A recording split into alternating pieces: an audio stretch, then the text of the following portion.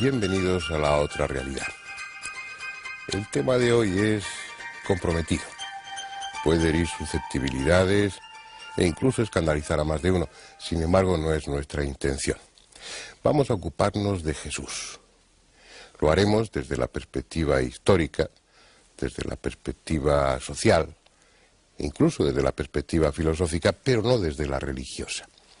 Lo mismo que Krishna, que Buda o que Quetzalcóatl, Jesús es ya un personaje universal, un arquetipo. Pero como ellos, también fue un hombre, una persona de la que ignoramos casi todo. Lo que nos ha llegado sobre él, sobre su vida, es lo que figura en los evangelios, y estos tienen un carácter más piadoso que biográfico. De hecho, entre los 4 evangelistas hay contradicciones, hay lagunas, hay datos históricos que no corresponden con la realidad. Es decir, vamos a ocuparnos del hombre, dejando aparte su supuesta divinidad, que ese es un tema de fe y no de raciocinio. Como es habitual, antes de entrar en el coloquio, vamos a ver la primera parte de un documental que hemos preparado para hoy.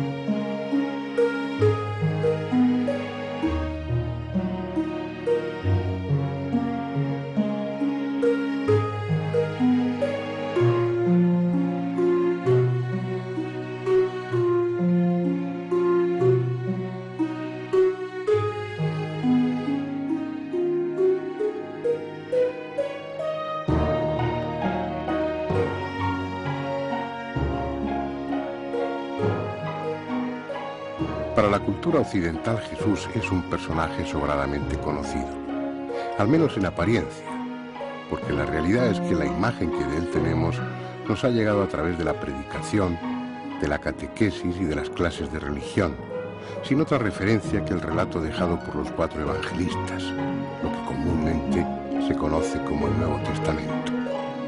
Esa imagen habitual está construida sobre una serie de tópicos que podrían resumirse en el siguiente esquema. Jesús nació en Belén de Judá a finales del reinado de Herodes el Grande. Como sus padres, era de la estirpe de David, aunque fue concebido de forma milagrosa. Su madre, María, recibió la visita del Espíritu Santo que la cubrió con su sombra, de modo que quedó encinta sin perder su virginidad. De esa manera Jesús tuvo una doble naturaleza, divina y humana.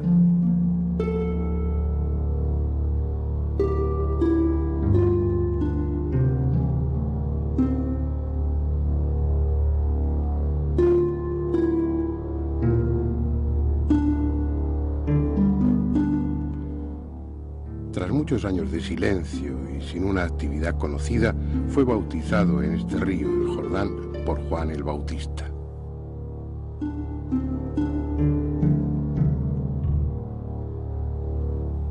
Inmediatamente después se refugió aquí, en el Monte de la Cuarentena, también conocido como Monte de las Tentaciones, a las afueras de Jericó. Es el lugar que sirvió de escenario a uno de los momentos clave en la vida de Jesús. Solo, sin otra compañía que la de las fieras y la de los ángeles, metafóricamente sus instintos y su espiritualidad, alcanzó el grado de evolución necesario para trascender su condición humana, lo que simbólicamente se manifiesta venciendo las tentaciones del demonio y asumir su compromiso como redentor. Tras ese periodo de ayuno y meditación abandonó este paraje para iniciar lo que se ha dado en llamar su vida pública, dirigiéndose a Cafarnaún, donde comenzó a predicar la inminente llegada del reino de Dios.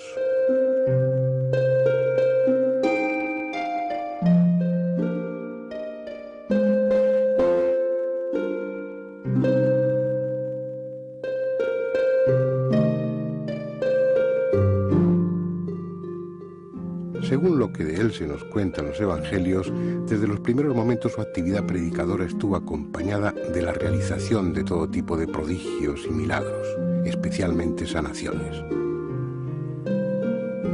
Leprosos, ciegos, paralíticos, sordomudos, enfermos de toda condición se beneficiaron de sus extraordinarios poderes. Algunos de esos milagros, como el que realizó aquí en Caná, convirtiendo el agua en vino durante una boda, pueden parecer más populistas que necesarios, si es que no se trata de metáforas con un significado más profundo. Otros, en cambio, resultaron especialmente dramáticos, como la resurrección de Lázaro en Betania, que llevaba 4 días muerto y, según el Evangelio de Juan, ya olía mal. Sus poderes taumatúrgicos llegaron a tal extremo que en los pueblos en torno a este lago de Genezaret, el mar de Galilea, sacaban a los enfermos a las puertas de las casas para que él los fuese curando a su paso. Aquí fue también donde caminó sobre las aguas y captó los primeros discípulos, pescadores de peces que dejaron de serlo para convertirse en pescadores de almas. Quizás sea esta una de sus barcas, recogida por los arqueólogos del fondo del lago, hundida precisamente en aquellos años y reconstruida hoy pieza a pieza como un delicado rompecabezas.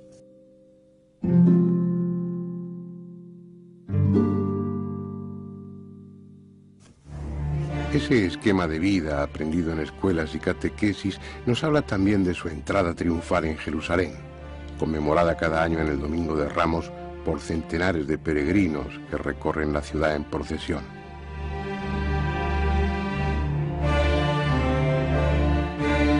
También está en nuestra memoria el pasaje que describe cómo arrojó a los mercaderes del templo, mostrando una imagen de Jesús enérgica, colérica incluso, que contrasta con la de paciente mansedumbre habitual en el resto del relato evangélico.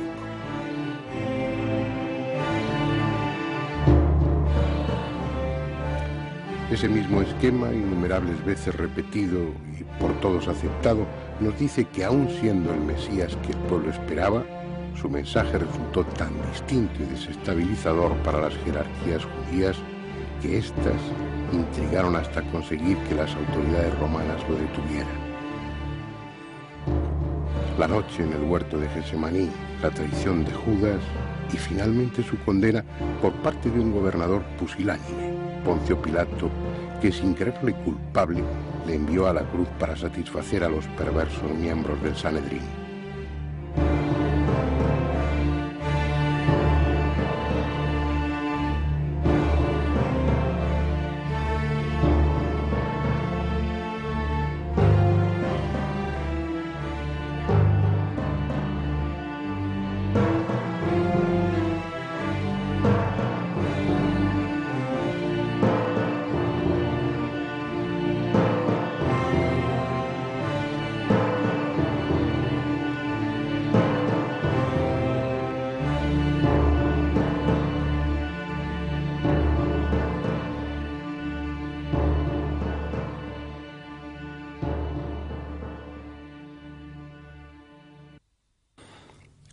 Sin embargo, no todo acabó ahí. Jesús resucitó, confirmó a la iglesia que había fundado en vida para que continuase su obra y ascendió a los cielos, no sin antes prometer que vendría de nuevo al final de los tiempos para juzgar a los vivos y a los muertos. Esa es, en síntesis, la idea que comúnmente se tiene de Jesús y la que aceptan sin crítica los creyentes. Sin embargo, desde el punto de vista histórico, y atendiendo a la realidad de los hechos y no a su aspecto religioso, la figura de Jesús es en gran medida una incógnita. Incluso ha habido numerosos autores que desde finales del siglo XVIII hasta bien entrado el XX han negado que existiera realmente. Hoy en día los más críticos admiten que sería casi imposible justificar la existencia del cristianismo sin aceptar al tiempo la de Cristo, por mucho que su figura y su vida hayan sido moldeadas en base a leyendas y a conveniencias teológicas. Pero aún dando por seguro que Jesús vivió y murió en Israel hace unos 2000 años, lo cierto es que no tenemos otros documentos que los redactados por sus seguidores y recogidos en el Nuevo Testamento. En los rollos del Mar Muerto no se menciona a Jesús en ningún momento. En los textos del judaísmo posterior a su muerte se le cita de forma insultante y tendenciosa, como un blasfemo que negó la ley de Moisés y sin añadir apenas nada más. Por su parte, los historiadores de la época no hablan de Jesús y solo hacen referencia a los cristianos. Hay que esperar hasta el siglo II para leer algo un poco más concreto. Una alusión de Tácito en sus anales que no va más allá de una frase en la que, tras referirse a los cristianos, dice que el nombre les viene de Cristo, que sufrió la pena de muerte durante el reinado de Tiberio. Así pues, el medio que tenemos para acceder al Jesús histórico son los escritos canónicos, los evangelios considerados sagrados por las iglesias cristianas.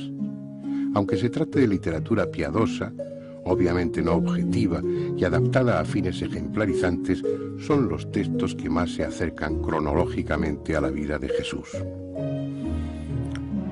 Los 4 evangelistas, Marcos, Mateo, Lucas y Juan, no conocieron personalmente al Nazareno y escribieron a partir de la tradición oral. Cada uno por su cuenta recibieron un legado a base de anécdotas, relatos fragmentados, con frecuencia contradictorios, y en ocasiones poco más que frases sueltas. Con esa información tuvieron que elaborar una historia coherente, sin duda verídica en lo sustancial, y ordenarla cronológicamente, situándola en el marco histórico y geográfico supuestamente correcto. Como veremos después, una tarea semejante no puede estar exenta de errores. Los evangelios no coinciden en muchos puntos, a veces significativamente, y sus relatos adolecen de inexactitudes históricas, omisiones y distorsiones de los hechos, a tal punto que en ocasiones parecen estarse refiriendo a personajes diferentes.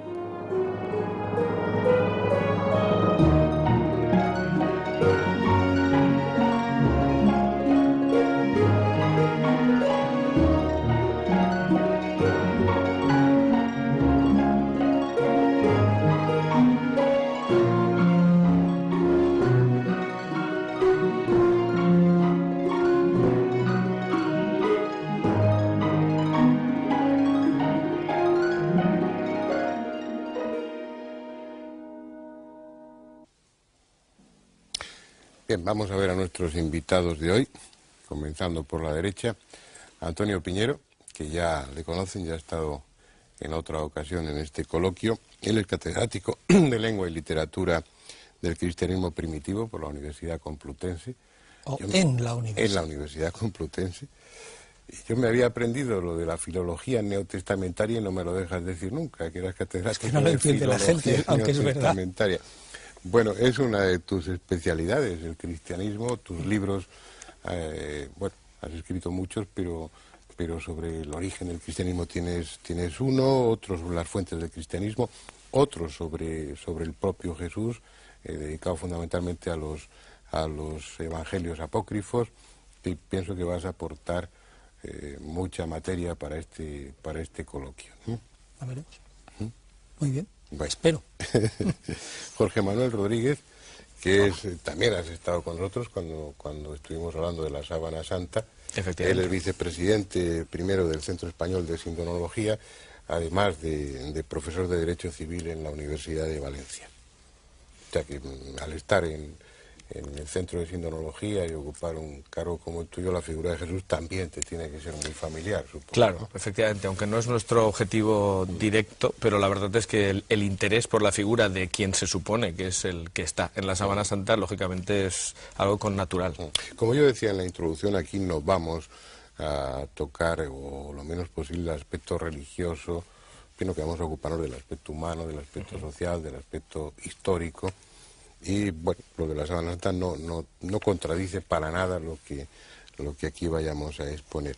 Salvador Freixedo, ya casi, no voy a repetir lo mismo que he dicho en tantas otras intervenciones de él, es súper conocido, especialista en estas cuestiones, con multitud de libros, y que además, bueno, en este caso concreto, pues nos ayuda el que él sea teólogo, el que haya sido jesuita durante 30 años, y bueno, la figura de Jesús pues también es más que conocida para él, ¿no? Así es. Sí. Dediqué mi vida, fíjate, 30 años más o menos primero a aprender quién era ese personaje y después a predicarlo. Bien. Honestamente. Bueno, me parece bien. Andrés Averasturi, ¿Qué decir de mí? Nada. Porque una semana más aquí estamos. Así ya no digas nada. Afortunadamente para nosotros. Y que no se te ocurra faltar ni una sola.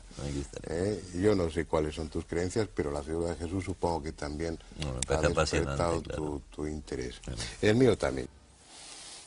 Bien, desde el punto de vista religioso, esta sociedad nuestra está muy familiarizada con la figura de Jesús, ha formado parte de nuestra educación en el colegio, en nuestro ambiente social, pero a pesar de todo hay muchos aspectos de Jesús que son desconocidos, fundamentalmente porque los evangelios no se escribieron durante la vida de Jesús, sino que se escribieron después, y porque además hay contradicciones entre ellos. Eso convendría dejarlo claro, Antonio Piñero, tú como experto objetivo en el tema. ¿Es cierto que los evangelios fueron escritos después de haber muerto Jesús? Ciertamente, el primer evangelio del que podemos decir que es un todo completo, una especie de semibiografía del personaje, es el evangelio de Marcos, y ese está escrito en torno al 70.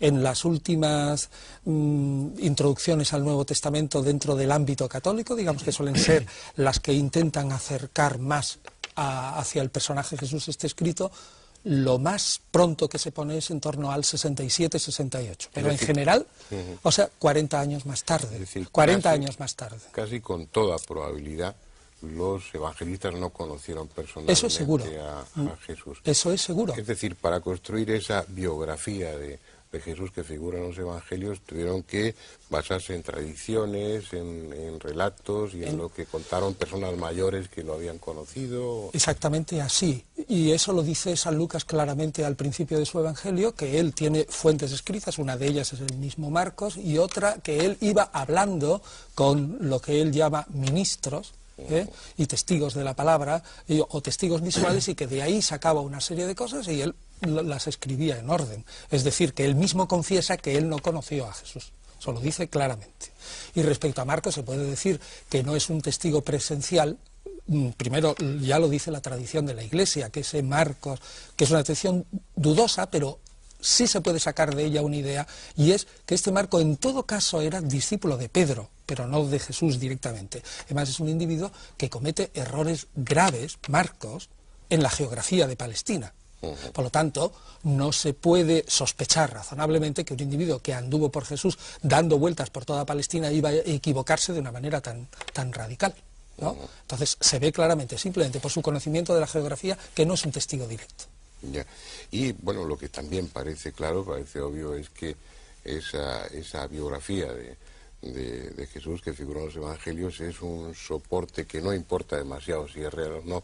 Por lo que cuenta en los evangelios, lo que es importante es la enseñanza, el mensaje, claro. Y colocar todo eso en torno a una persona, o dando a esa persona como fuente de ese mensaje, y situando a esa persona dentro de un contexto geográfico e histórico, eso ya es el segundo papel de los evangelios. El fundamental es transmitir un mensaje. Bueno, vamos a entrar en el coloquio, que no quiero que lo monopolicemos entre tú y yo. ¿Por dónde lo enfocamos? A mí me gustaría poner una cuádruple visión del personaje y 4 puntos de vista. El primer punto de vista yo le llamaría el punto de vista de Kriveliov, un ruso que escribió todo un libro y reunió todos los testimonios. La posición del ruso: Cristo no existió. Y hay mucha gente que cree que no existió físicamente. Y no solo él, sino que en la teología, para mí, teología es sinónimo de mitología. Pero hubo, por ejemplo, Bullmann, es uno de los... Eso lo dices tú, que eres teólogo. Sí, no es que yo no creía en eso. Y me gusta el tema. Yo, después de que me salieron los jesuitas, entonces cuando realmente empecé a profundizar en la teología, pero ya sin aquel arnés que tenía antes. Pero para hacer una breve mi intervención, Bullmann, por ejemplo, entre la teología protestante es uno de los más avanzados. Y llega a decir esto, que no es muy importante si Cristo existió o no existió, lo importante es la fe en Cristo. Y lo siguieron Schweitzer y gente de valer, lo cual para mí es un disparate tremendo, ¿eh? Bueno, segundo, la segunda podría ser lo que dice la posición de Antonio Piñero. ¿Qué dice Antonio Piñero? Lo dirá él, ¿verdad? Y si lo digo mal, que lo diga. Cristo fue un ser normal, nació normalmente, y luego la tradición, los biógrafos, la devoción y los siglos le fueron echando encima cosas y lo convirtieron en lo que es. Tercera posición, la de la Santa Madre Iglesia Católica, que dice lo que dice. Cristo nació de siempre, Dios, hijo de Virgen, y desde de toda la eternidad, y parecía parte de una Trinidad, etcétera, etcétera. Todo lo que sabemos, la teología de la cual yo me imbuí un año. Y por último, yo quiero poner una cosa muy personal, que no es que lo diga yo, sino que lo he descubierto muy tarde, ¿eh? Es el Cristo budista. El cristianismo es un budismo occidentalizado, porque yo por muchos años no, porque siempre me lo echaron para nada. Me recuerdo el padre Henri de Lubac, era un jesuita muy famoso, y dijo, nada más sugirió, que había cierta influencia en el Antiguo Testamento, había cierta influencia budista, ¿verdad? Y apuntó algo incluso en el Nuevo Testamento. Un buen día el profesor de, no sé, de teología, por supuesto, de una de las muchas disciplinas dentro de la teología, nos dijo, el padre Lubac ha sido retirado de la biblioteca. Y lo silenció completamente A nosotros nos lo retiraron, lo silenciaron, y Lubac estuvo por mucho tiempo. ¿Por qué dijo eso? Pero ahora, modernamente, me he dado cuenta de que realmente el cristianismo es un budismo occidentalizado. Y Cristo era un personaje prácticamente que trajo el budismo acá, el primitivo cristianismo, el de las actas de Tomás y por ahí. Después ya, estoy contigo, le empezaron a echar encima cosas y lo convirtieron en todo lo que lo han convertido. Eso es mi visión de los cuatro Cristos que hay. Sigo pensando, sí, que es un personaje no normal. No, Cristo vino preparado como vinieron otros, como vino Krishna, que fue otro señor, le guste a la gente o no le guste, como vino, no al principio, sino al mismo Mahoma, etcétera, como vino Buda, como vino Nanak, a quien no conoce nadie, pero fue todo un señor que hay cientos de seguidores, como vino Mahavira, etcétera, etcétera, etcétera. No, pero vamos a ver, Salvador, lo que yo creo que no es correcto desde el punto de vista histórico que tú digas que Jesús trajo el budismo a Palestina. Eso es desconocer un poco, o desconocer cuál es el ambiente. Yo te puedo dar pruebas. ¿Cuál es el ambiente de Palestina en el siglo I? ¿Y cuál es el ambiente de la India? Pero ¿Tú lo conocías? El ambiente de la India lo conocemos por los escritos que nos ha legado la India, y el ambiente de Palestina lo conocemos por los escritos que nos ha legado la Palestina del siglo I. Jesús se encuadra muchísimo mejor como un rabino galileo, con todas las connotaciones que tiene un rabino galileo del momento. Y las similitudes con el budismo son las similitudes esenciales que tienen unas religiones con otras, porque responden a sentimientos que son, o a exigencias que son humanas, que son exactamente iguales en la India, donde nace el budismo, que en Palestina.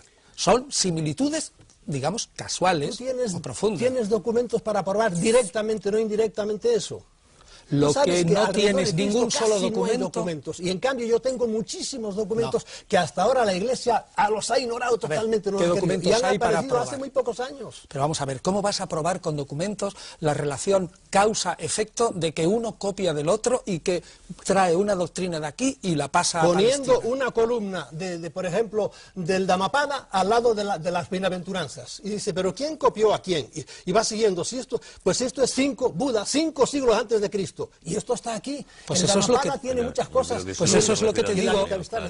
Lo que te digo, que eso pertenece al impulso esencial de todas las religiones. Hombre, que por eso se parecen. Es esencial, pero cuando lo tienes escritito aquí y lo bueno lo tienes escrito aquí, no solo una cosa, son muchísimas cosas. Pero es que ahí entran en juego, Salvador, otros elementos, como yo he leído en los trabajos de Antonio.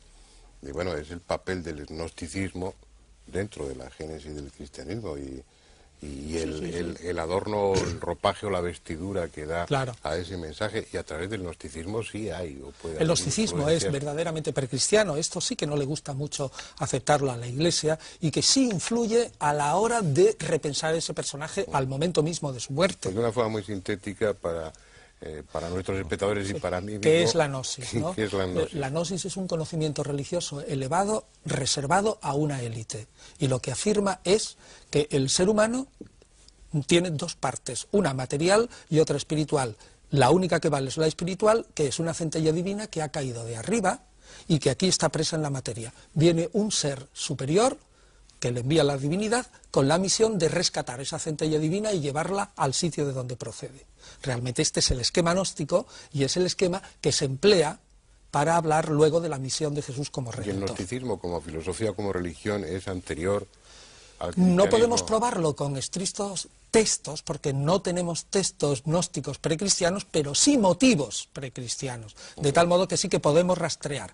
Y el gnosticismo, efectivamente, también es lo esencial del impulso religioso humano, y en eso coincide también en parte con el budismo. Por eso ya te digo, no basta con que tú pongas un texto aquí y otro aquí para probar que este copió del otro. Claro. Simplemente se dan Bueno, pero es que te voy a decir fundamentos. más cosas, hombre.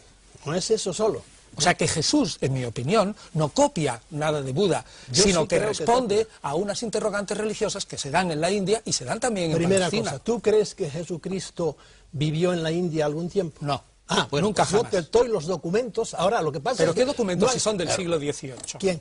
No, Esos documentos. no, mira, si quieres te cuento la historia. Notovich fue un ruso. Lo No, conozco. sin eso. Ustedes me dan No lo admite nadie cuatro eso. evangelios que se escribieron no se sabe cuándo, y yo muy bien, yo los admito. Y resulta que como nos los tuvieron muy tapados, pues no sabíamos nada de ellos hasta que vino este individuo, fue y descubrió un día por chiripa que le hablaban de su Isa, el santo Isa, en Ladakh, al norte de la India. Entonces empezó y sacó unos documentos, llegó, publicó un libro, La vida oculta de Jesús. Fue tremendo lo que le cayó encima.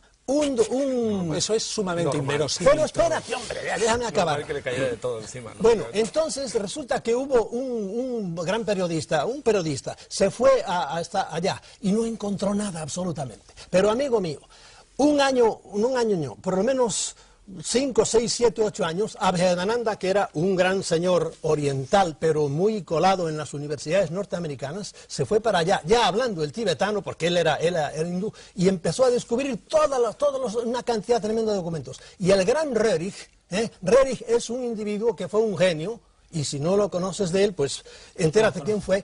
Primero fue un gran pintor, pero además era antropólogo, arqueólogo, etcétera, etcétera. Era un gran señor ruso que tuvo que sufrir mucho con la revolución, etcétera.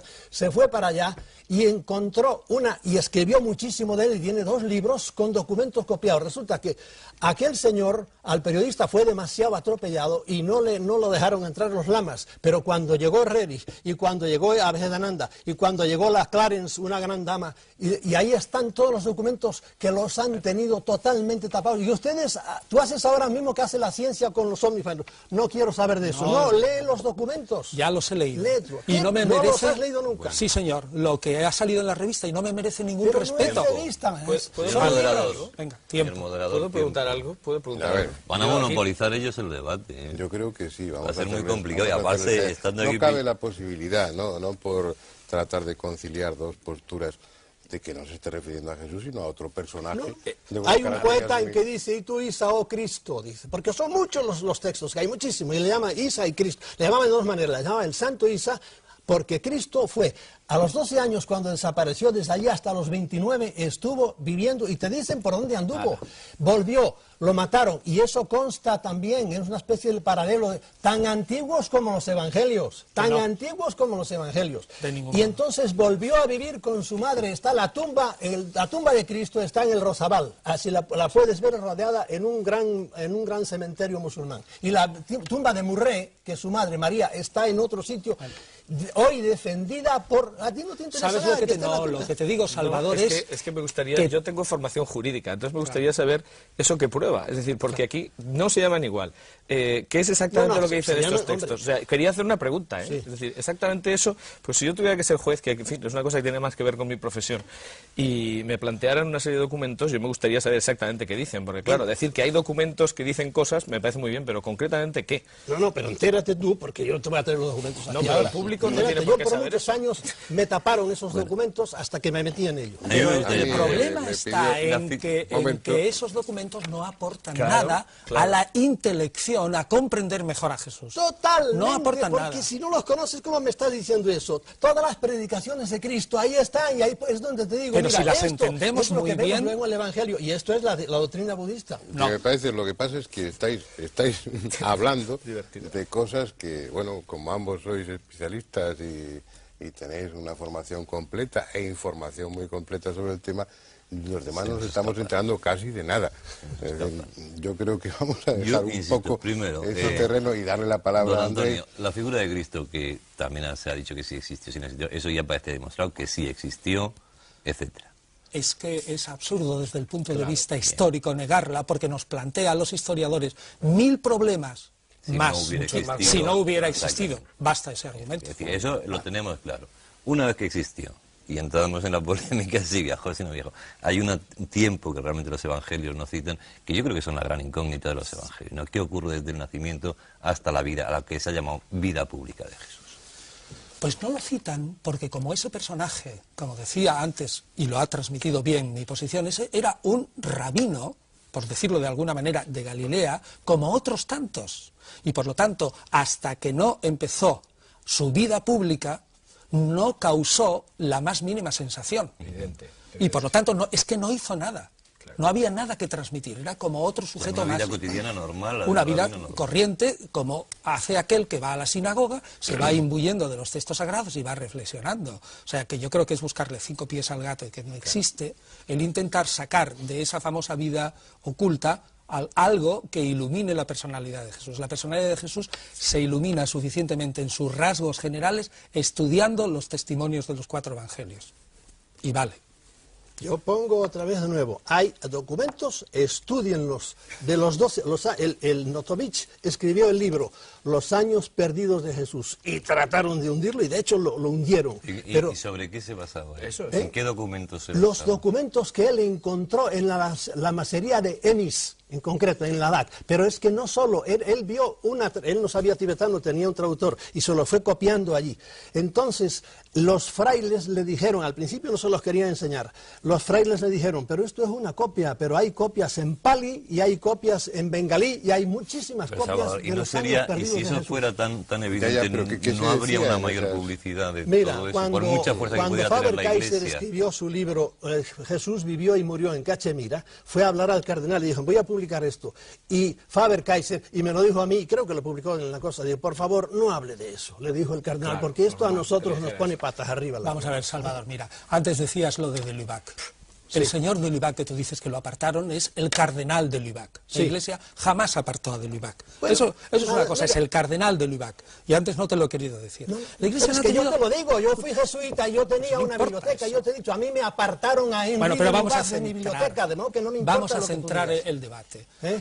No, Este personaje existe. Porque existió. yo he dicho que de mi biblioteca, a mí me lo dijo, y eso no lo puedes rebatir tú porque eso lo viví yo. A mí me dijeron, el cardenal de los libros del padre de Lubac, como se decía el padre Congar. Y luego le hacen cardenal, ¿no? O sea, lo apartan de la biblioteca y lo hacen cardenal. Anda, pero no, pero sería cuando era cardenal ya. Pero de hecho lo echaron para un lado. Se acabó, los libros de él no. Bueno, pues, es igual, vamos a ver, mira. Este personaje lo podemos dividir en Jesús y en Cristo. Jesús, digamos, es el personaje histórico y Cristo es el personaje en cuanto Mesías, y los cristianos opinan que es Mesías, y todo lo que, en mi opinión, se le echa encima a la figura histórica. Hay un Jesús real del que nunca llegaremos a saber, es decir, cómo vivía exactamente, qué comía, qué vestido llevaba y todo eso, eso no lo podemos saber. ¿Por qué? Pues porque no tenemos ni un solo texto que nos lo diga. Solamente lo podemos adivinar a base de textos parecidos de cómo vivía la gente en el siglo I. Luego hay otro Jesús de la historia, que es más o menos... Palestina, ¿verdad? Cuando él andaba por otro sitio no estaba en Palestina. Pero que, bueno, bien, dejemos eso. No hay otro Jesús histórico... hay otro Jesús... No comento, no pongas cosas. ¿Tú quieres hablar de la síndrome? ¿Tú qué dices tú de la...? De eso hablamos en otro programa, pero... en este, por ejemplo, el documento que dieron los alemanes diciendo este señor que estaba enterrado en esta cosa estaba vivo. ¿Qué dices tú de eso? Pues que no es que lo diga yo, es que todos los forenses que han estudiado el tema dicen que no es verdad. Pero aquellos forenses, ¿verdad? Dijeron que sí, comprado. que era cierto, ¿eh? No, pero es que no es cierto. Se dijo en base base a... Yo te digo lo contrario. Bueno, yo le digo, pero yo lo que quiero decir, cuando afirmo algo, intento decir por qué. Que es otra cosa que yo siempre me gusta que la gente diga. No, yo afirmo tal cosa, pero explique por qué, porque tenemos tiempo para hacerlo. Bueno, pues yo intento hacer eso. Es decir, ¿qué se dijo? Precisamente fue el año 39. Hubo alguien que dijo, sangró, luego los muertos no sangran, luego evidentemente estaba vivo. Bueno, lo que pasa es que luego los estudios forenses te dicen, si le dan a uno una lanzada en la aurícula derecha, efectivamente ahí sí hay sangre en una persona muerta, por tanto no hay ninguna contradicción. Y por otro lado, se puede distinguir perfectamente entre el líquido pulmonar, por ejemplo, que sale, o la sangre de zonas que ha sangrado estando vivo y estando muerto, y se puede distinguir perfectamente. O sea, esto no está en discusión. Eso se dijo en el año 39, cuando se había estudiado muy poco, y de las Sábanas Santas tenía una foto más o menos potable, la del año 31, y una muy antigua de lejos, de 1898, y no se había estudiado prácticamente nada. O sea, los estudios del año 78 y las fotografías posteriores y todo coinciden, o sea que eso no se puede discutir. Es decir, eso de que estaba vivo es una afirmación que contradice un hecho. Volver otra vez al Eso tema dices tú, y yo te digo que no es así, porque después del año 39 es el documento del que te estoy hablando yo. Mucho después del año 39. Pues ya se había dicho. Vamos a volver al tema de Jesús, porque me parece mucho más dando un apasionante. poco de cancha. de cuerda, en el mejor sentido de la palabra, en esta primera parte. En la segunda voy a mostrarme un tanto violento para llevaros a un cauce que nos sirva a nosotros y a los espectadores para entender algo más sobre la figura de Jesús. La primera incógnita sobre el Jesús de los Evangelios es la de su nacimiento. No sabemos cuándo nació. Mateo dice que fue en tiempo de Herodes. Afirma que fue cuando el censo de César Augusto, siendo Quirino gobernador de Siria. Pero lo cierto es que Herodes murió en el año 4 antes de nuestra era y el censo fue en el año 6 o 7 de esta era. Es decir, hay 10 u 11 años como mínimo entre ambas fechas. Uno de los dos, Mateo o Lucas, se equivoca, si es que no se equivocan uno y otro. Tampoco es cierta la matanza de los inocentes por orden de Herodes. Histórica y socialmente es un puro disparate. Los evangelistas fabricaron piadosamente un nacimiento rodeado de circunstancias extraordinarias que fuesen acordes a la grandeza del personaje. Lamentablemente no se pusieron de acuerdo al hacerlo, y además de no saber cuándo nació Jesús, ignoramos a ciencia cierta dónde. Mateo y Lucas dicen que en Belén, en tanto que Marcos y Juan sostienen que en Nazaret. Los peregrinos que acuden a Belén convencidos de que van a orar en el lugar donde nació Jesús, en la gruta que hay en la iglesia de la Natividad, se equivocan casi con toda seguridad.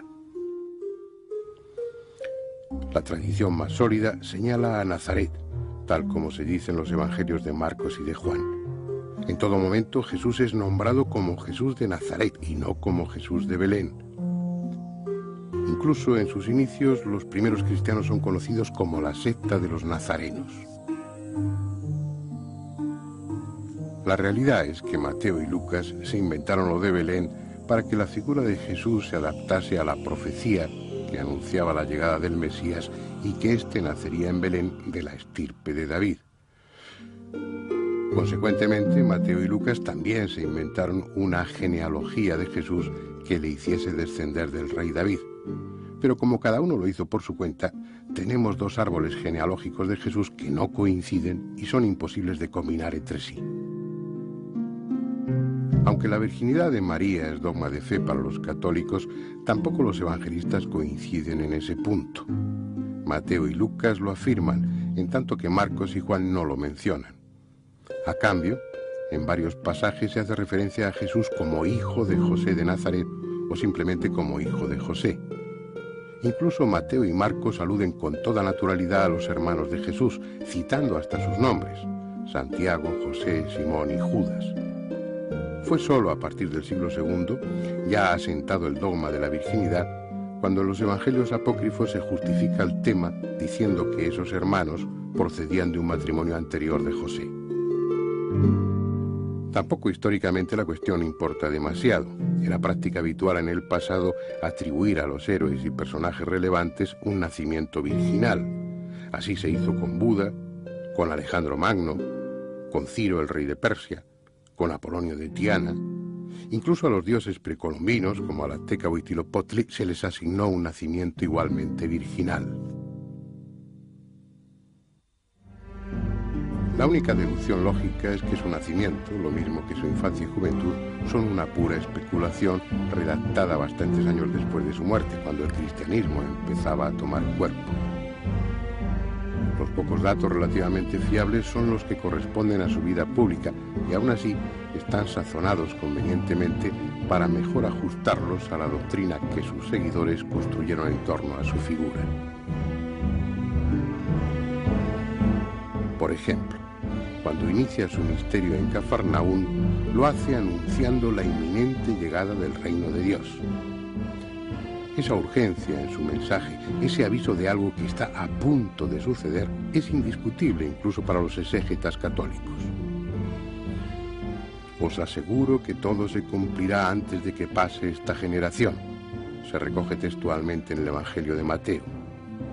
Se ha cumplido el plazo, el reino de Dios está cerca, anuncia en el Evangelio de Marcos. Está refiriéndose al final del mundo, al comienzo casi inmediato del anunciado por los profetas reino de Dios. ¿Qué sentido tenía entonces fundar una iglesia para continuar su obra? Su predicación es clara, hay que dejarlo todo, posesiones, trabajo, familia, porque ya no hay tiempo. Es ese el aspecto más peligroso de su mensaje para el poder establecido. El anuncio de una teocracia, el retorno del Dios Yahvé para reinar sobre Israel implicaba el fin del poder romano, el fin de las instituciones, el final de cualquier autoridad humana o material. Además, ese mensaje no surgía como algo aislado, era uno más dentro del ambiente de agitación que se vivía en Galilea. La ocupación de Roma no era solo la ocupación del país, era por encima de todo la usurpación de un poder y unos atributos que correspondían a Dios, el único rey lícito de Israel. Los movimientos de liberación de carácter más radical, como los de Yehudá ben Ezequías o Juan de Giscala, procedían también de Galilea. La campaña liderada por Jesús se inició en el momento políticamente más inoportuno. Tampoco se trataba de un movimiento puramente espiritual, en él había inevitables connotaciones políticas y también nacionalistas. La universalidad que se le ha querido dar a su mensaje poco tiene que ver con lo que en los propios evangelios se recoge. Es el mensaje de un israelita dirigido a los israelitas en el seno de las tradiciones y creencias religiosas de ese pueblo. Quizás resulte inadecuado para los creyentes, pero al margen de la fe es lo que la lectura desapasionada de los evangelios refleja y lo que, por otra parte, resulta históricamente lógico.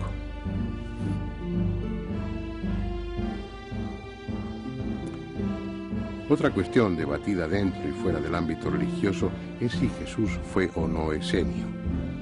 Los manuscritos del Mar Muerto, encontrados en Qumran, retratan a su fundador, el maestro de justicia, con perfiles muy parecidos a los de Jesús. Ambos se sienten profetas y guías de un grupo selecto, al que preparan por la penitencia para la venida del reino de Dios. Ambos son celosos de la ley mosaica. Ambos se enfrentan contra ciertos estamentos del judaísmo oficial. Ambos tienen un esquema dualista de la vida espiritual, reducida a la lucha de Satán contra Dios. Ambos sostienen que el fin del mundo es inmediato. Sin embargo, al final de su vida Jesús modificó su orientación inicial, ocupándose más del fondo, de lo esencial, y dando menos importancia a los detalles rituales y a los preceptos. Tal vez tuvo contactos e influencias esenias, pero si perteneció a la secta, debió retirarse de ella. Respecto a su muerte, todo parece señalar que, en contra de lo que se sugiere en los evangelios, debe atribuirse a los romanos y no a los líderes judíos. El papel mesiánico asumido por Jesús, sobre todo en su última etapa, le colocó inmediatamente en la posición de enemigo de Roma y, como tal, como revolucionario mesiánico, fue condenado a muerte. El que esa decisión favoreciera los intereses de los saduceos, que se beneficiaban de su posición de intermediarios entre el pueblo y el imperio, no quiere decir que fueran ellos los promotores de tal condena. A la postre, Aunque sólidamente argumentadas por filólogos e historiadores, estas interpretaciones aquí expuestas no resuelven plenamente el enigma. Tan solo aportan una visión diferente, más acorde a las circunstancias políticas y sociales que vivió Jesús, pero también incompleta. No es posible ya saber cómo era, cómo sentía o cómo pensaba. Y acaso no importe. Su papel como arquetipo, como modelo para muchos, hace siglos que trascendió al personaje humano.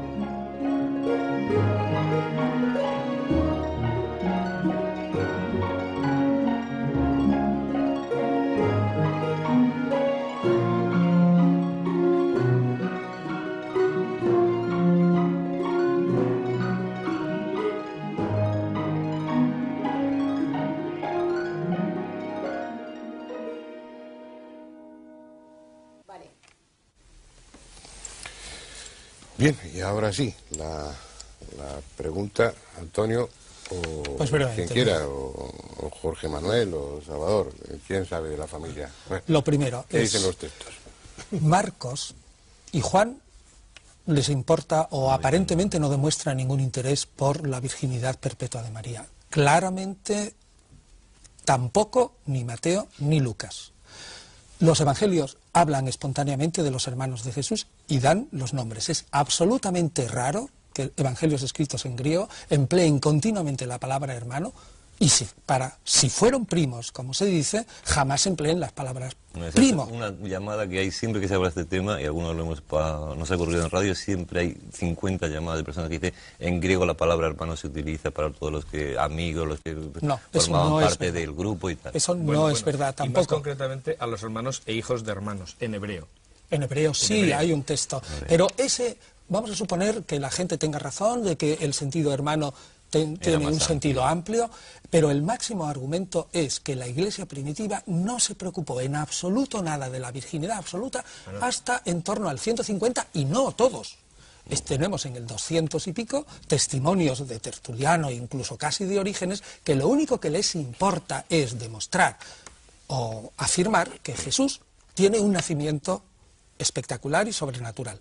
Lo que hiciera la Virgen después no le importó nada a la Iglesia primitiva. Eso es un dogma, digamos, que se va formando lentamente y que hasta el siglo IV de una manera no aparece claro.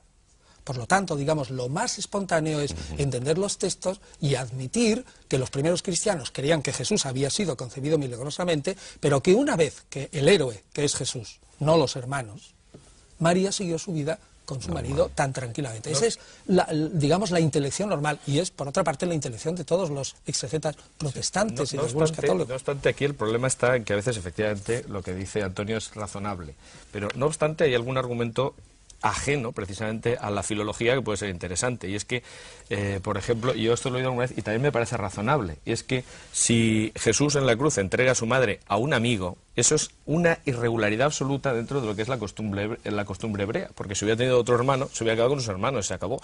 Por otro lado, es verdad, como dice muy bien Antonio, y eso sabe mucho mejor que yo, y por eso yo ya sabía lo que iba a decir, que efectivamente en griego la palabra hermano no tiene vuelta de hoja, es hermano. Es hermano. Ahora bien, lo que ocurre es que en el contexto en el que se dice todo esto, no se distingue entre hermanos y primos, entre otras cosas porque hermanos y hijos de hermanos son hermanos también. Sí, pero vamos a ver, cuando están continuamente diciendo, ahí está tu madre y tus hermanos, claro, parece absurdo que continuamente quieran referirse a primos. Sí, pero si tomamos literalmente el texto, habría que seguir leyendo. Y entonces dice Jesús, pero realmente mi madre y mis hermanos son los que hacen mi voluntad y los que la siguen y tal. O sea, quiero decir que si tomamos literalmente lo que dice, resulta que es que tiene muchísimos más hermanos o muchos menos, nunca se sabe. Quiero decir que hay que encontrar la cosa en su contexto. No he dicho que no sea razonable, he dicho que me parece muy bien, pero que tampoco se puede dar como definitivo. ¿Eso lo aceptamos?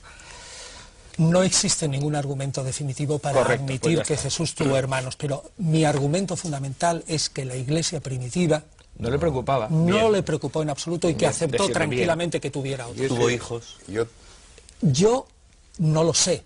¿Aparece en algún texto algo que puede indicar que sí los tuvo o que no los tuvo? Ninguno. Ni aparece ningún texto que sí estaba. La tradición es que no los tuvo. Sí. No, claro. Y es normal. Yo opino personalmente que ese personaje probablemente fue un personaje casado, quizás viudo, y que después se dedicó totalmente a proclamar la venida del reino de Dios, y el fin del mundo inmediato y la instauración de una nueva sociedad. Antes de entrar Como ha en dicho ese, muy antes de bien, entrar en el es una mensaje, afirmación. Pero, Sí, no, no, él lo ha dicho que lo pero afirma. no hay textos para... Pero un momentito, si hemos elegido este tema propio para el coloquio, no quería decir para debate, pero Es que es inevitable. debatiendo, es un tema que, bueno, que mueve sentimientos, es precisamente porque es una figura poco conocida desde un punto de vista histórico, biográfico, y con muchas lagunas en lo que se refiere, tantas que, bueno, que se suscitaba en la primera parte, pues otra interpretación, otros textos en los que se alude pues a un viaje a la India donde se habla de eso. No quiero que entremos en el tema.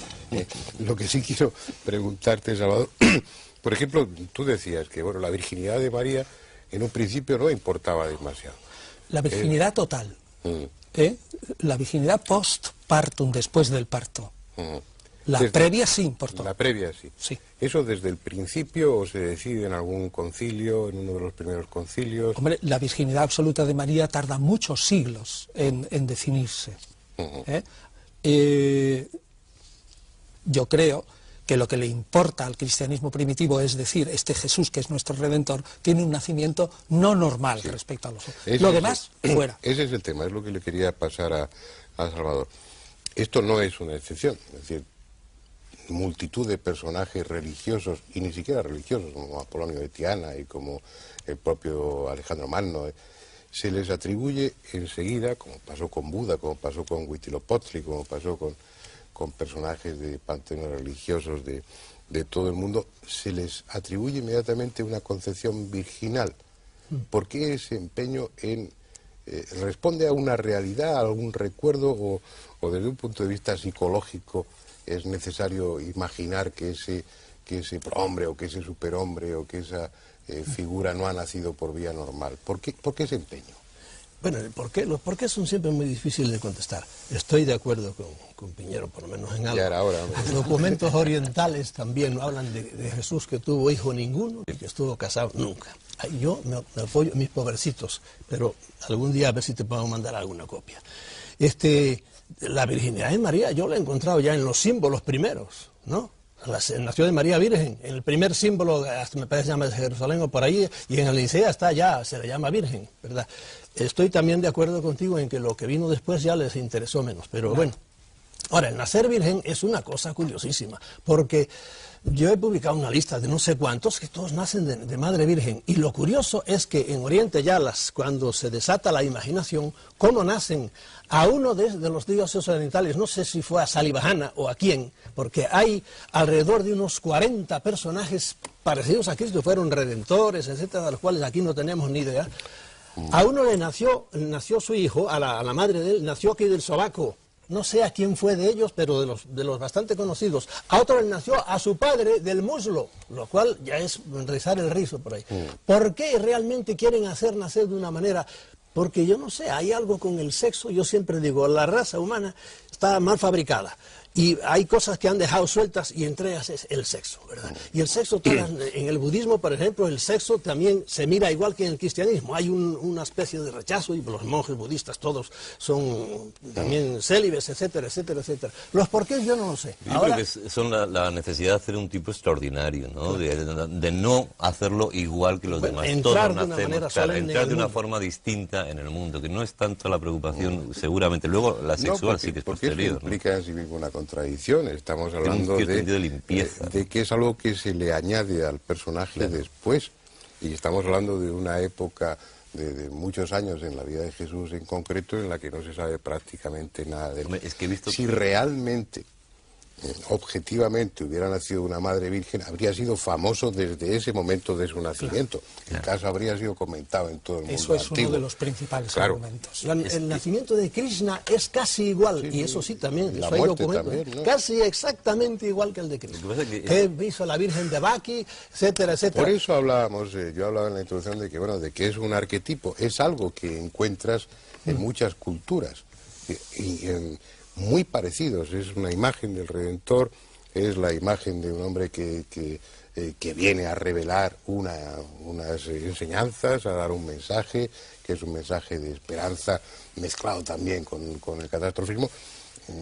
pero es casi una constante en todas las entrevistas. Y coges a Quetzalcóatl y puedes establecer una similitud, un paralelismo con la figura de Jesús. Coges a Krishna también y coges a otros muchos personajes religiosos del mundo que lleva muchos miles de años. Me está dando ganas de contar un chiste, quiero decir que... Pues puedes contarlo, mira, sí, aliviamos el... En fin, no sé si, espero que nadie se lo tome a mal. Ayer, hablando precisamente de que iba a intervenir en un programa en el que lógicamente iba a salir la historicidad de Jesús, alguien me dijo una cosa que no me resisto a contarla, y es los paralelismos que existen entre el Cid y Franco, con perdón, ¿no? Es decir, porque resulta que... No, con perdón de si... Es decir, yo Franco no suelo mencionarlo mucho, ¿no? ¿Verdad?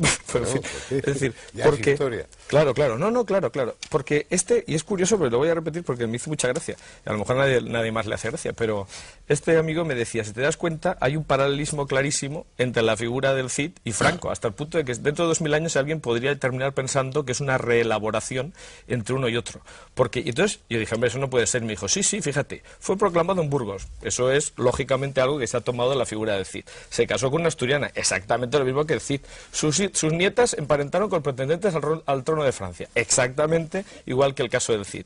Hay del Cid referencias a que los moros le llamaban, y hay textos escritos que le llaman el perro gallego. Esto lógicamente está tomado y se ha elaborado la figura de Franco a raíz de esa otra. Es decir, que haya paralelismos, pues es muy interesante, la verdad es que puede ser muy curioso, pero como elemento de prueba, la verdad es que es un poco... se tiene que quedar ahí, ¿eh? No, hombre, yo lo que creo que es complicado es analizar, primero en el siglo XX, con nuestra concepción, la figura de Cristo, del nacimiento de Cristo. Es decir, y me consta, ¿no?, que hay muchas mujeres creyentes que ahora mismo les cuesta mucho ver ese sentido despectivo que tiene el tema de la virginidad o de la no virginidad. Es decir, ¿por qué se va a manchar una persona por el hecho de nacer de mujer? Entonces eso plantea, pues hombre, en gente es que no es serio, ¿no? Igual que ha planteado durante el celibato como una situación mejor que la de la familia durante muchos años en la Iglesia, que ya lo está equilibrando un poco. Y segundo, es muy difícil hablar de Jesús fuera de la religión. Yo comento que es un esfuerzo que tendremos que hacer en este debate, o que estamos haciendo, pero es muy complicado intentar explicar la figura histórica de Jesús al margen de la fe de cada uno, porque es muy difícil, ¿no? Creo que ya has dado justamente en la clave. Claro. Afirmaría que la figura de Jesús solo se puede comprender por aquella persona que se meta profundamente a estudiar la sociedad, la política, la religión y la economía de la Palestina del siglo I. Como no lo enmarques en ese sitio, no entiendes a ese personaje. Y ese es el problema de la Iglesia posterior, que lo que hacen es añadirle a su coleto sus propios huecos con la figura de Jesús, inventándose cosas. Inventándose un montón de cosas. Y solo se entiende bien ese personaje cuando lo encuadras ahí. Y hay que estudiar un montón de historia de Palestina. Claro. Si yo no, tengo algo que decir de eso. A mí me interesa mucho menos quién fue la madre, si tuvo hermanos por ahí, qué fue lo que dijo y cuáles son sus enseñanzas. Si es un hombre bonito, pero me enseña disparates, como es, por ejemplo, para mí, mucha el dogma cristiano son disparates, pues lo digo honradamente como lo pienso, ¿verdad? Pero son los pues dogmas, entonces digo, muy bien, serio. Ahora, creo que se nos va a quedar en el aire la pregunta principal. ¿Cuál es la pregunta principal? A ver. ¿Es Dios o no es Dios? Y ahí entraríamos en qué es Dios. Ese no es el tema del debate. Eso es el debate. En la introducción... Óyeme, si a un individuo que dice que es Dios, me le quitas eso para vamos a estudiarle, bueno, si quiere muy bien, la cara que tenía por ahí, perfecto. No, nunca dijo estamos que era hablando de la figura Él humana. nunca dijo que era No, yo no me meto nada. Perfecto, en eso estaré de acuerdo contigo. Nunca lo dijo. Bueno, lo que pasa es que según los textos evangélicos lo condenaron por algo parecido, porque realmente fue por blasfemia, ¿no? La lectura de los textos evangélicos hay que hacerlo a un nivel y a otro nivel. Una lectura es esa. Le condenaron como, digamos, un individuo que fastidiaba a un modus de pensar judío, pero el mismo texto evangélico te dice claramente, en cuanto bajas un poquito y lees entre líneas, pero muy poco, que lo que condenaron fue por ser revolucionario contra un poder establecido que era el romano. El problema que tengo yo con esto es que eso es una interpretación. No, ahí no hay ninguna interpretación. Si no lo pone el texto... Lo pone el texto.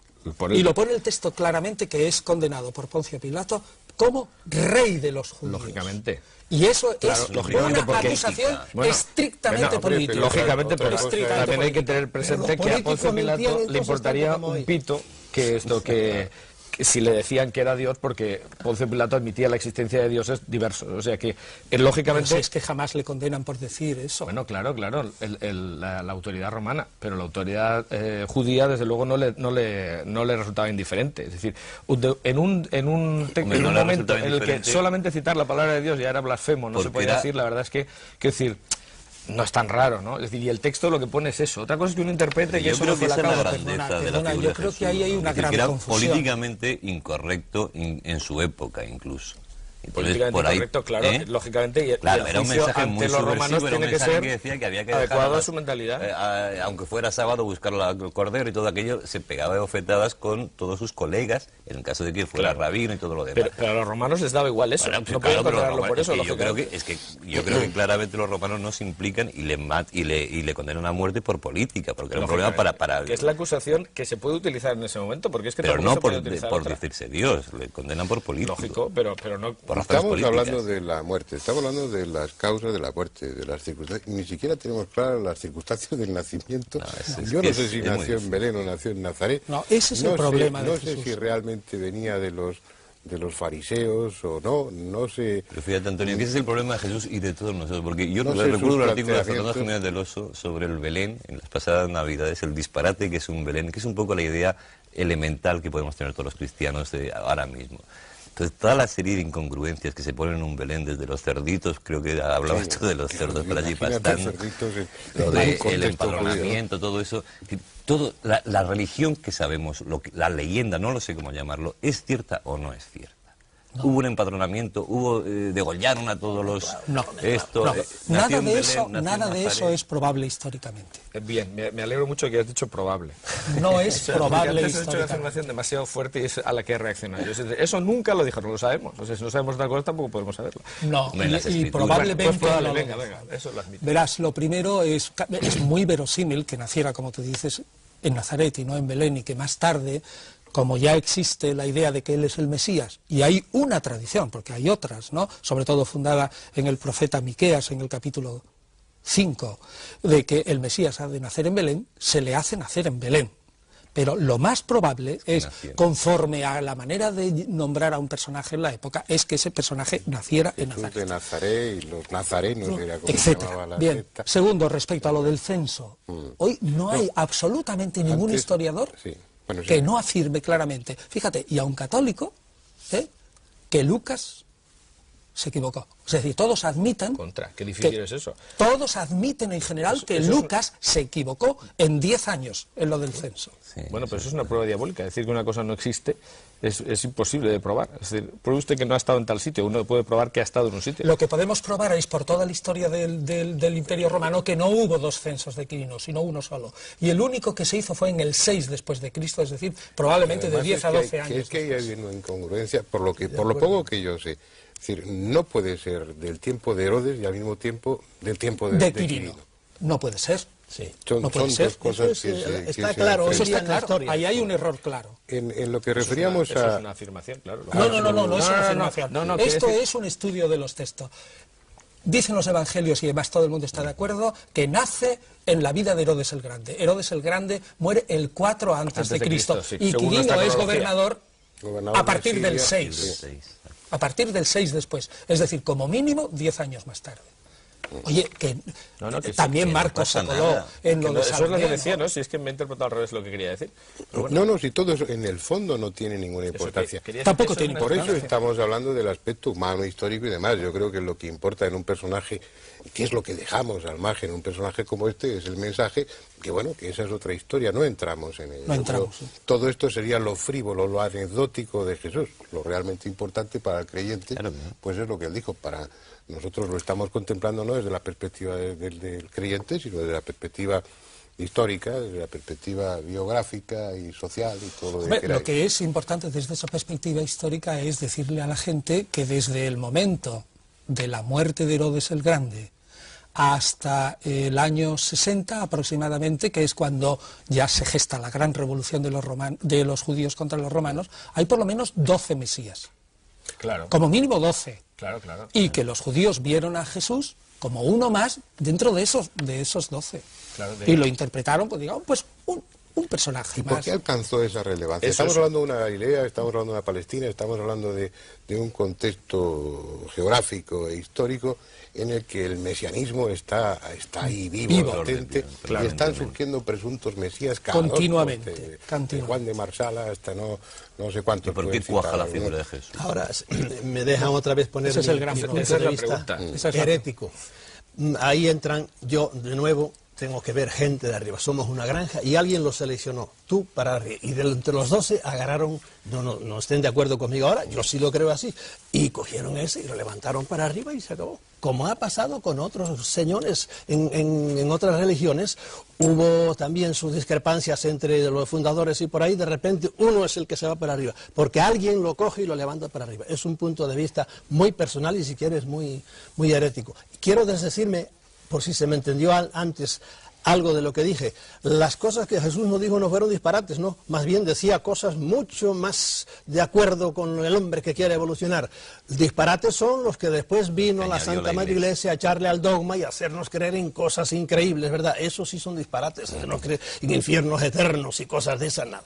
Yo creo que Cristo nunca habló nada de eso. Bueno, Es decir, no lo sabemos. Eso sí que es una prueba. Eso Eso- está probado que no dijo, no hablo nada de eso. Bueno, no Sí, lo sabemos. hablaba de la guerra y todas esas cosas por ahí, pero bueno, eso son Hombre, maneras de hablar ahí. no lo Hay sabemos. más de Como 40 como lo citas, dice no la son Iglesia, todas definido interpolaciones, como... pero hay más de 40 citas en los Bueno, evangelios. me he perdido, no sé de qué estáis hablando. No, estamos Y a todos hablando los de si espectadores Jesús, por tampoco. ejemplo, creía o no creía en un infierno eterno. Y yo estoy convencido de que sí creía, porque entra dentro de la mentalidad de los judíos de la Palestina del siglo I. Probablemente Pero como creía. yo no lo pongo a él en esa mentalidad, sino que más Sí, bien no, en la es una mentalidad afirmación. budista, Ah, pues bueno. no. Pero te sales totalmente de la historia. Totalmente, claro. Bueno, de la historia vuestra.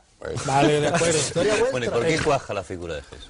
Mira, eso Entre es un, esos 12 mesías. pero eso es un problema que realmente lo que tampoco todavía seguimos estudiando. puede dar la historia como tal una solución definitiva. Yo te podría decir diversas razones. Primero, cuaja porque uno de sus seguidores es un hombre genial, que es Pablo de Tarso, y es capaz de ofrecer, desjudaizar esa figura, presentarlo como un salvador universal y satisfacer las necesidades de redención de amplias masas del imperio. Segundo, cuaja esa figura porque el grupo que le sigue reinventa la seguridad social.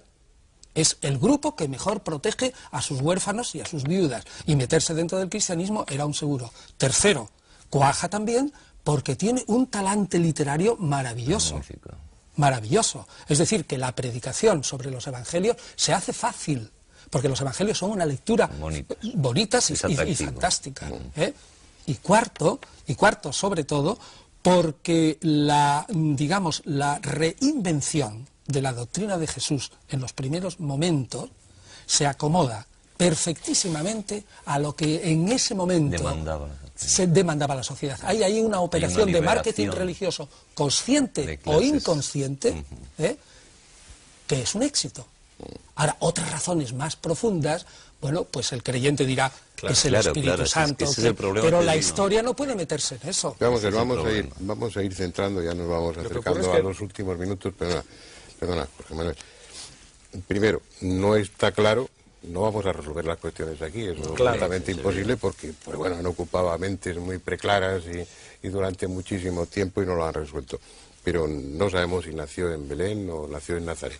No sabemos si nació en tiempo de Herodes o en tiempo de Quirino, del gobernador de Siria. No sabemos, obviamente, si tuvo hermanos o no, y estoy hablando históricamente y documentalmente de lo que podemos saber o no podemos saber. Pero hay otra historia que se nos ha vendido siempre, y es Jesús era el bueno y los judíos los malos. Y bueno, una exégesis, un estudio tanto riguroso o mínimamente riguroso viene a decir que no, que Jesús formaba parte del pensamiento judío, del pueblo judío, y que probablemente ocupó un lugar dentro de la jerarquía de los rabinos o de los... Vale. Lo cual es, ¿Eso es así, tal como lo estoy diciendo? Hombre, ¿o no? luego es mucho más probable eso que cualquier otra elucubración, claro, lógicamente.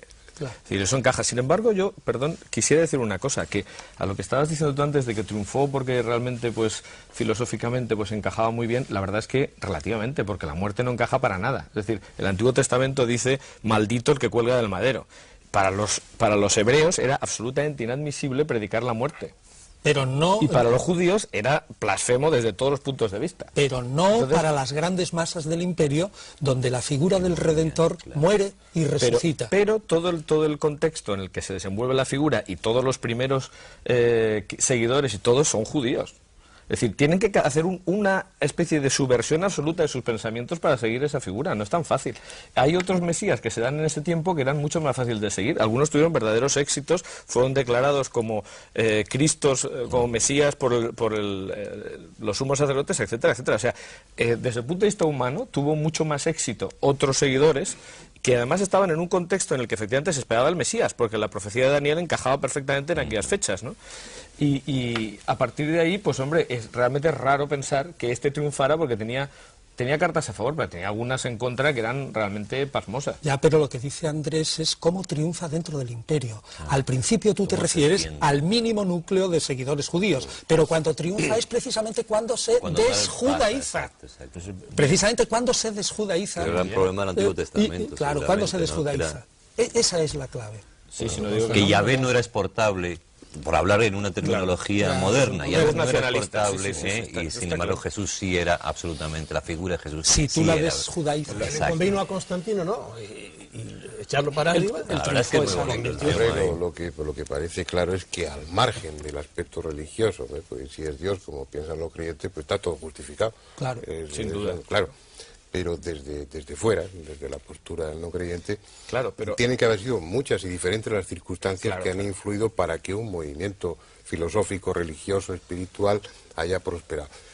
Pero que ha requerido, como hemos visto a lo largo del coloquio, que para su mantenimiento y engrandecimiento se hayan ido añadiendo elementos ficticios, Lo que ocurre es que- piadosos, convenientes. Sí, pero hay poco tiempo, ¿eh? Es decir, en lo que se tiempo refiere a no, los se acaba el evangelios... tiempo. No, ya, efectivamente. No, pero me refiero que en cuanto a los evangelios, una mitificación de una figura requiere, como dicen los propios estudiosos del tema, porque este tema huele un poco a naftalina. Es decir, donde surgen las críticas sobre la historicidad de Jesús fue precisamente a partir de los enciclopedistas franceses y después, a principios de este siglo, con Bullmann y compañía, en un ambiente alemán donde el nazismo era incapaz de admitir que Ya, Dios pero- hubiera hecho judío, etcétera. Pero Es decir, que esto es una cosa ni siquiera antigua. ni siquiera lo discutimos claro, aquí al inicio del debate, claro, quedaba claro. claro que representa más problemas el negar la historicidad de Jesús claro. que admitirla, ¿no? Claro. Partimos de un acuerdo de que existió realmente como Claro, persona, ¿no? evidente. Bien, vamos a terminar, yo lo siento, como pasa siempre, el tema es muy sugestivo, es apasionado y bueno, pues Y planteo que- demuestra que efectivamente los que han estado investigando durante estos años no se han puesto de acuerdo en absoluto ninguno. Es decir, todas las estoy teorías seguro que alternativas... esto- Perdona, en las líneas generales, algunos sí. puntos puede ser. En las líneas generales cada vez existe un mayor consenso seguir entre los con ello, yo estudiosos. me voy despidiendo. Pero nada. No, Yo creo que el de espectador espectadores que- entiende.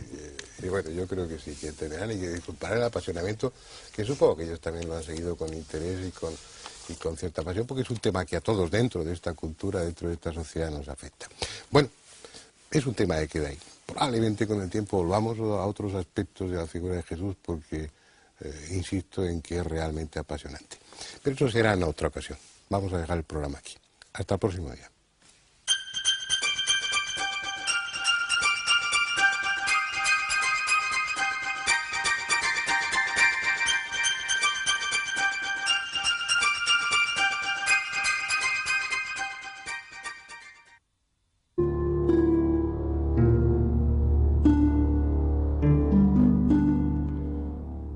Tras muchos años de silencio y sin una actividad conocida, fue bautizado en este río, el Jordán, por Juan el Bautista.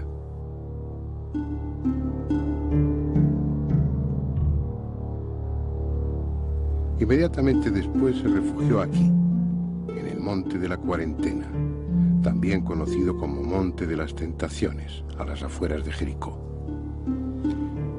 Es el lugar que sirvió de escenario a uno de los momentos clave en la vida de Jesús. Solo, sin otra compañía que la de las fieras y la de los ángeles, metafóricamente sus instintos y su espiritualidad, alcanzó el grado de evolución necesario para trascender su condición humana, lo que simbólicamente se manifiesta venciendo las tentaciones del demonio, y asumir su compromiso como redentor. Tras ese periodo de ayuno y meditación abandonó este paraje para iniciar lo que se ha dado en llamar su vida pública, dirigiéndose a Cafarnaún, donde comenzó a predicar la inminente llegada del reino de Dios.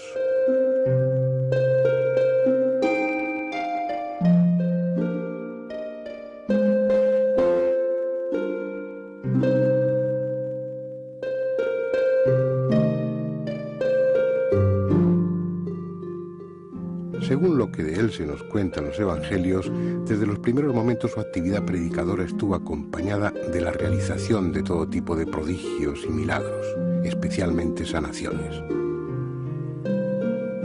Leprosos,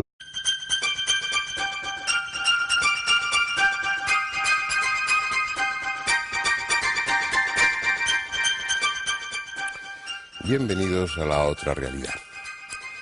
El tema de hoy es comprometido.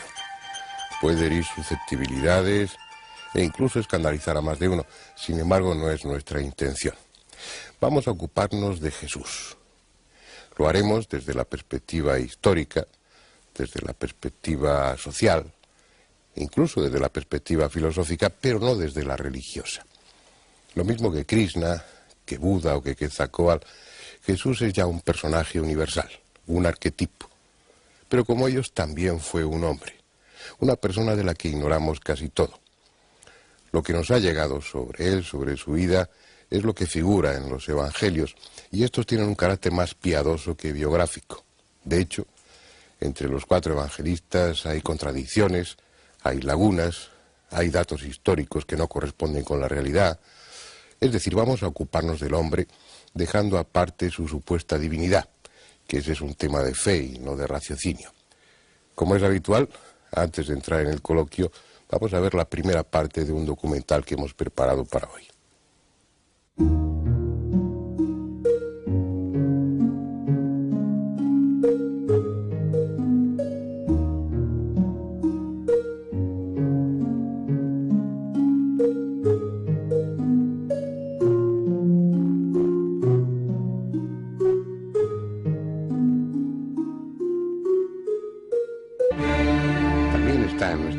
El pasaje que describe cómo arrojó a los mercaderes del templo, mostrando una imagen de Jesús enérgica, colérica incluso, que contrasta con la de paciente mansedumbre habitual en el resto del relato evangélico.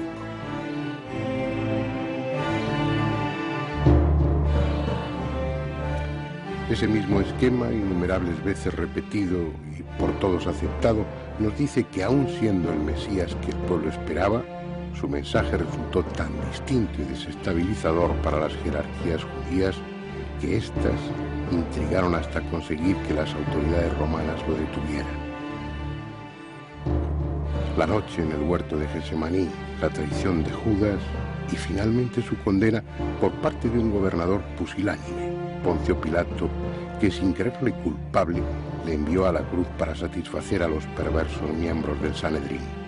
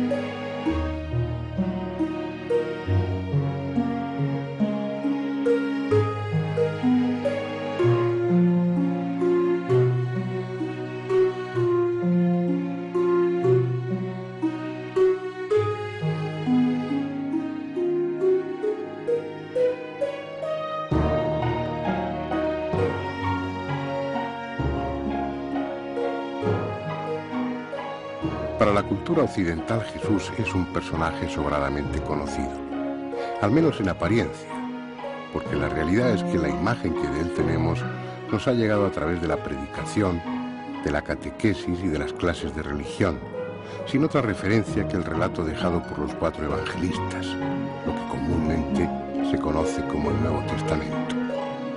Esa imagen habitual está construida sobre una serie de tópicos que podrían resumirse en el siguiente esquema. Jesús nació en Belén de Judá a finales del reinado de Herodes el Grande. Como sus padres, era de la estirpe de David, aunque fue concebido de forma milagrosa. Su madre, María, recibió la visita del Espíritu Santo que la cubrió con su sombra, de modo que quedó encinta sin perder su virginidad. De esa manera Jesús tuvo una doble naturaleza, divina y humana.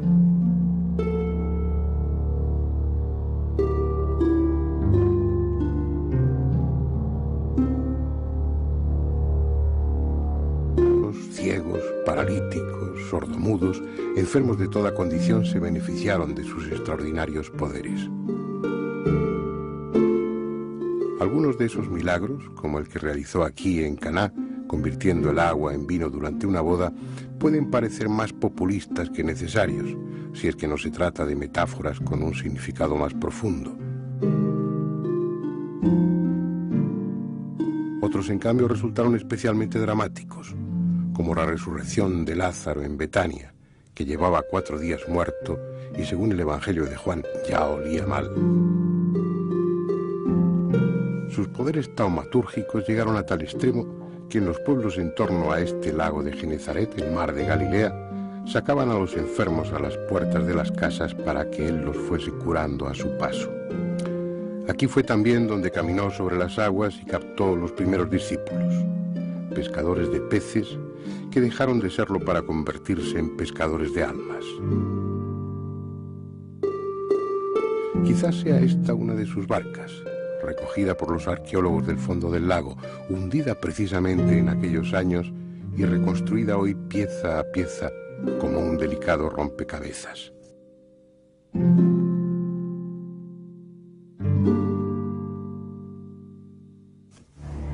Ese esquema de vida aprendido en escuelas y catequesis nos habla también de su entrada triunfal en Jerusalén, conmemorada cada año en el Domingo de Ramos por centenares de peregrinos que recorren la ciudad en procesión.